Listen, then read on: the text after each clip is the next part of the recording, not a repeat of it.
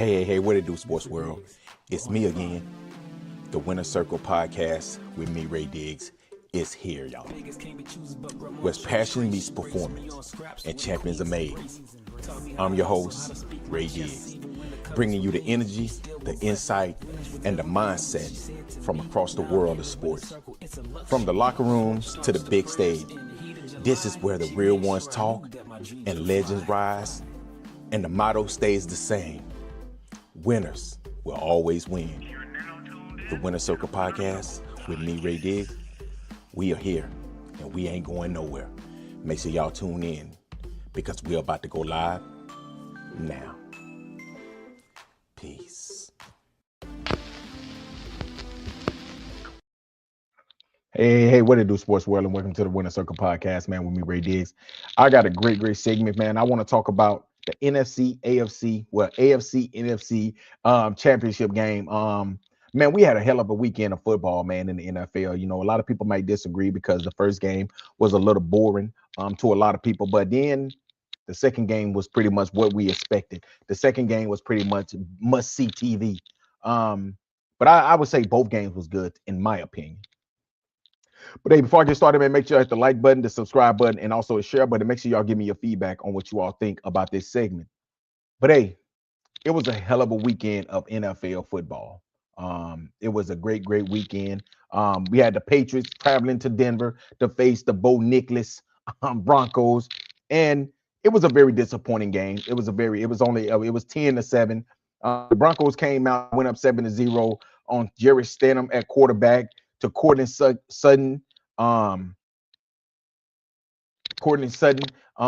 touchdown pass to the Broncos 7-0. And I feel like nothing was going right for the New England Patriots. And then all of a sudden, Jerry Stidham. He pretty much did what I knew that he possibly would do, was turn the ball over, make a bad mistake, turn the ball over. And then after that, it was pretty much boom.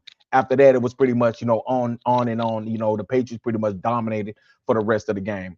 But once he turned that ball over, the Patriots, Drake May didn't have a good game as well. He only had 86 passing yards, but he also had 65 rushing yards.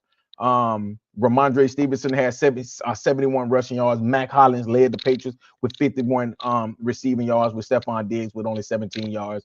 It's pretty much nothing else after that when it came to the Patriots. When you look at Jerry Stidham had 133 yards. He was sacked 3 times. Harvey had 37 yards. Stidham had 23 rushing yards. And then Mark Mims had 62 yards. We had 52 yards on 1 catch. So, man, when you look at this game right here, it wasn't much offense. It was the battle between 2 of the best defenses in the NFL, and it pretty much showed. And then I feel like this. When the Broncos went for it, the Broncos was up 7-0. They was driving. When the Broncos did not take that field goal, this is what I said. I sent a message to my homeboys in the group chat. I said, listen, that is gonna come back to haunt them. He should have taken the 10. And the reason why I say you take the 10 is because you just never know. You just never know, man. But I think these coaches are pretty much so caught up into analytics to where now they are, looking at these games as analytics games. Everybody want to go for it on 4th down. It can be 4th down and 1 at the 20-yard line. They're going to go for it because they want a touchdown. They don't want field goals no more, even though field goals win you a Super Bowl. Think about it. If they kick this field goal, it's 10-10. And let's just say they don't miss one of those kicks. They win that game 13-10. That's right there why I think that they should have taken that. They should have taken that field goal at that moment. Now, a lot of people are saying that they know we understand why Sean Payton would go for it. Because if you go up 14-0, it ain't no guarantee they would have scored a touchdown on that drive. Let's be honest, it wasn't no guarantee. So, it's almost guaranteed for you to get that 3-point because it was gonna be like a 20 or 30-yard field goal. So you kick that field goal, you go up 10-0, you still have momentum. Okay, and let's just say that the fumble don't happen. Guess what? I don't think the Patriots is gonna score 10 points. They keep saying that the Patriots wasn't going to score 14. I don't think they would score 10. But when they got that fumble, that's when it turned the game around. And the Patriots defense dominated after that. I think that Mike Vrabel just unleashed them. He started to blitz more and just let them loose. And the Patriots dominated the game. This right here was a total dominate defensive game.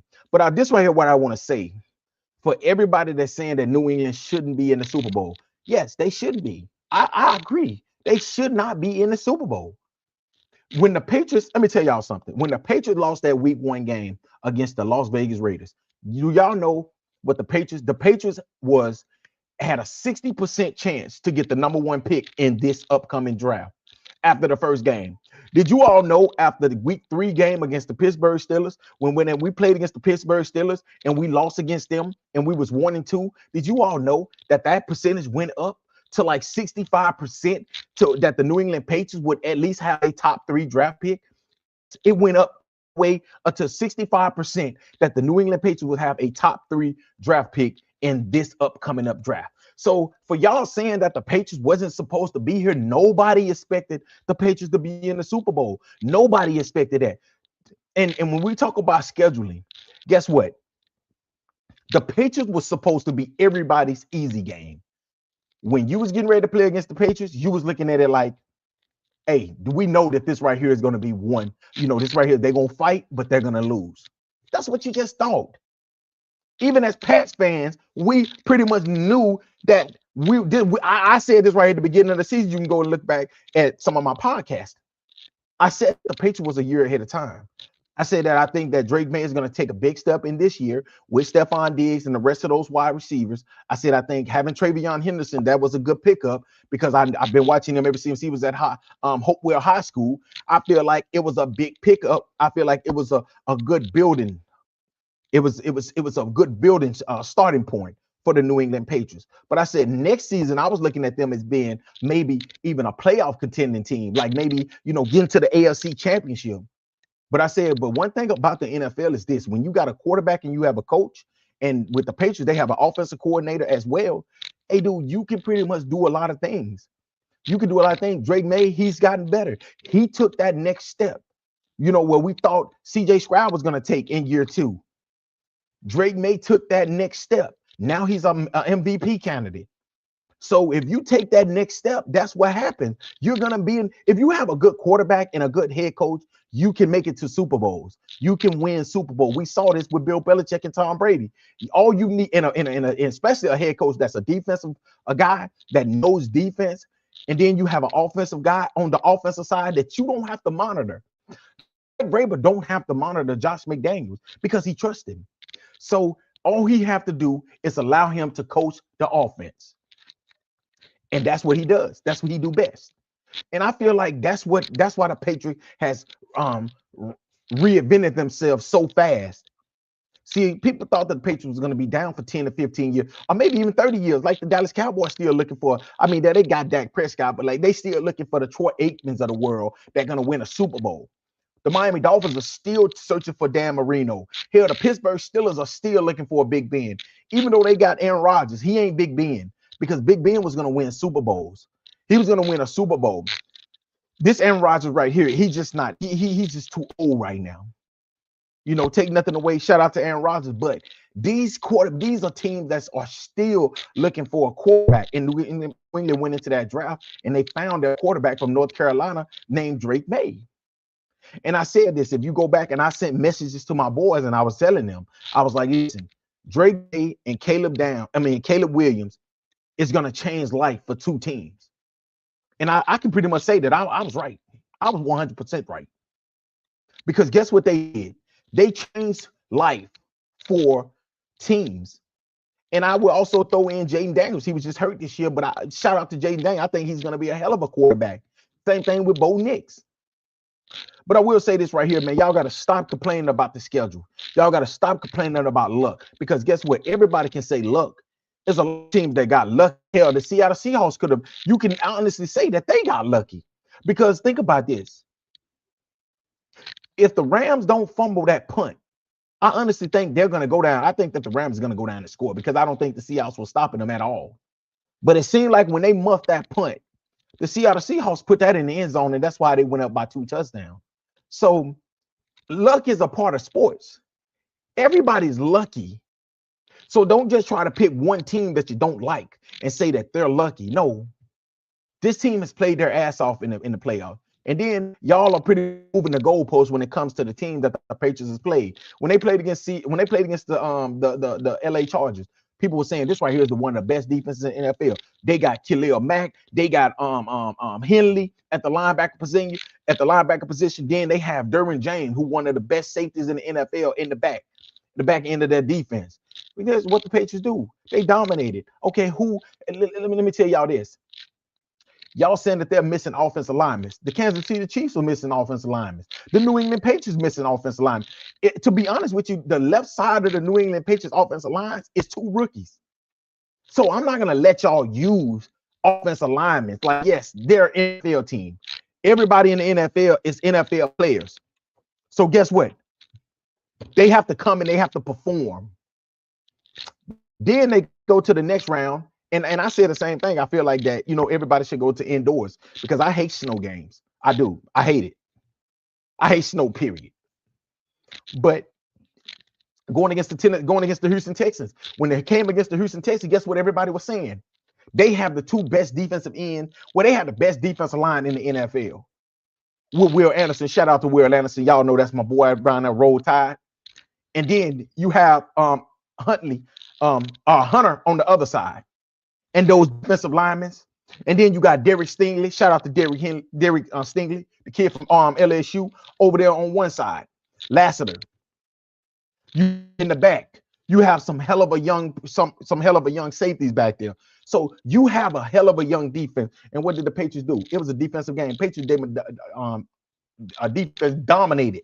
Was CJ Stroud a big reason why that they lost that game? Yes, he was a big reason why. But when you have a good defense, that's what a good defense do to a quarterback. They pressure him and they make it uncomfortable and they make him have a bad game.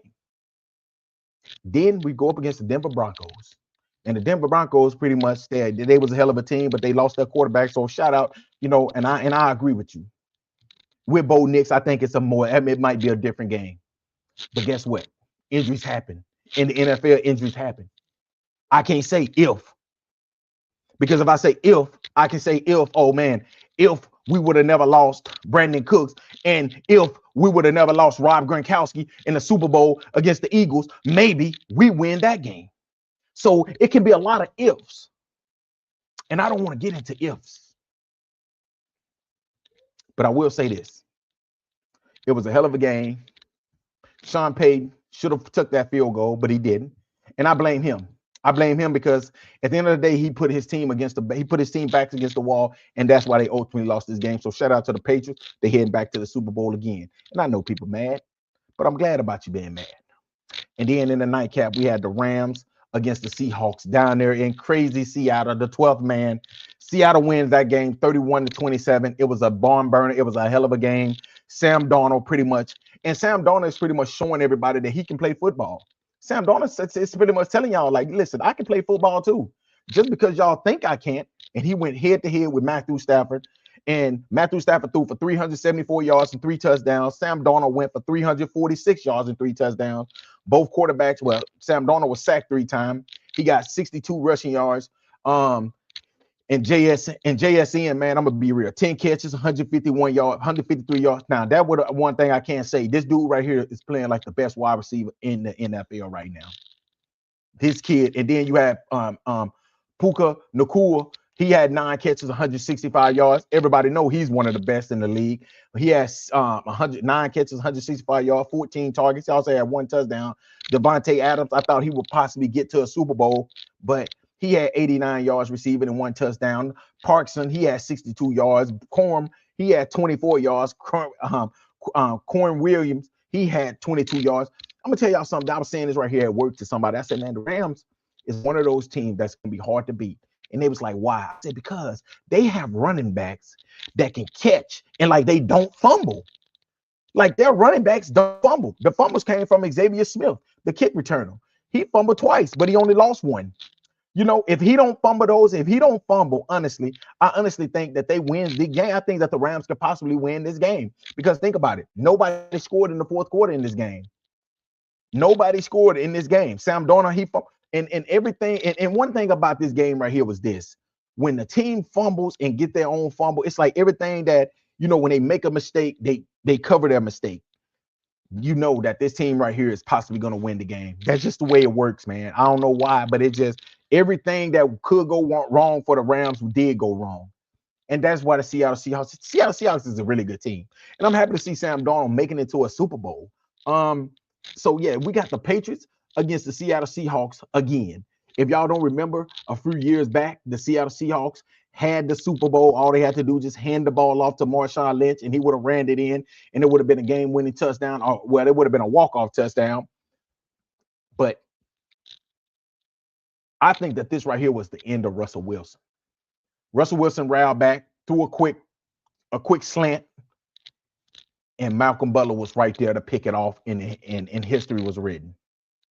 That's when the New England Patriots won another Super Bowl.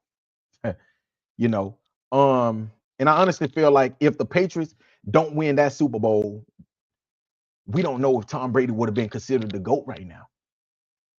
We don't know. But they ended up winning that game, winning that Super Bowl. But this time, you got both teams coming in. The Seattle Seahawks coming in at 16-3. The Patriots are coming in at 17-3. So this right here is the battle. A lot of people say that the Rams, a lot of people say that the Patriots hadn't played nobody.